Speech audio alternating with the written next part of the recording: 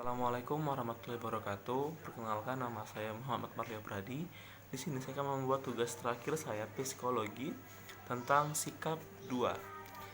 Sikap merupakan reaksi atau respons seseorang yang masih tertutup terhadap suatu stimulus atau objek psikologi.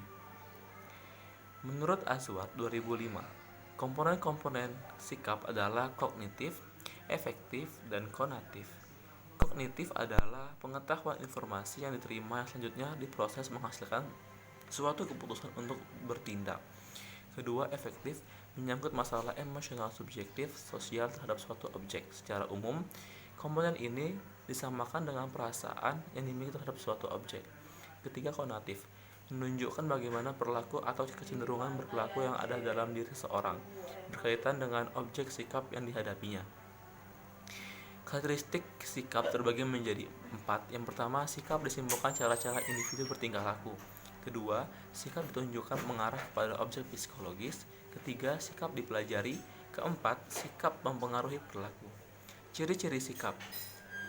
Pertama, sikap bukan dibawa sejak lahir, melainkan dibentuk atau dipelajari.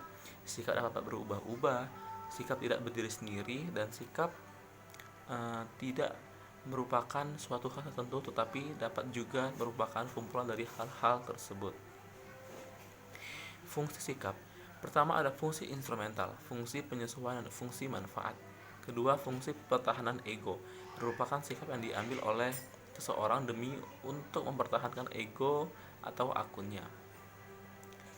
Ketiga, fungsi ekspresi nilai, adalah seseorang merupakan jalan bagi individu untuk mengekspresikan nilai yang ada pada dirinya.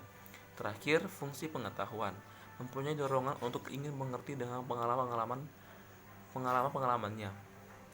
Berarti dia seseorang mempunyai sikap tertentu terhadap suatu objek. Proses pembentukan dan perubahan sikap. Pada dasarnya, sikap bukan merupakan suatu pembawaan, melainkan hasil interaksi antara individu dengan lingkungan sehingga sikap bersifat dinamis. Kemudian ada beberapa faktor yang mempengaruhi perubahan pembentukan sikap, antara lain faktor internal meliputi dari faktor genetik dan fisiologi. Kemudian pengalaman pribadi, kebudayaan, dan faktor emosional. Sikap positif dan negatif. Dalam pergaulan sehari-hari, kita dapat menemukan dua sikap atau perilaku, yaitu perilaku positif dan perilaku negatif.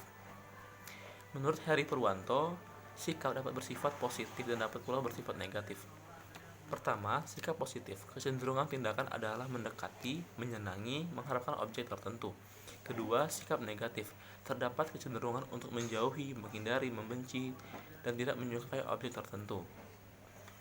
Kemudian yang terakhir ada pengukuran sikap. Ini dapat dilakukan secara dua cara. Yang pertama ada pengukuran sikap secara langsung dan pengakuan sikap secara tidak langsung. Pada umumnya digunakan tes psikologi yang berupa sejumlah objek yang telah disusun secara hati-hati, seksama, selektif, sesuai dengan kriteria tertentu. Kedua, pengukuran sikap secara tidak langsung. Salah satu problem yang sering dihadapi dalam penggunaan teknik pengukuran secara langsung adalah subjek pengetahuan bahwa sikapnya sedang diukur, dan pengetahuan atas ini mungkin akan mempengaruhi jawabannya. Adakah responden menjawab sejujurnya? Sekian yang dapat saya sampaikan. Wassalamualaikum warahmatullahi wabarakatuh.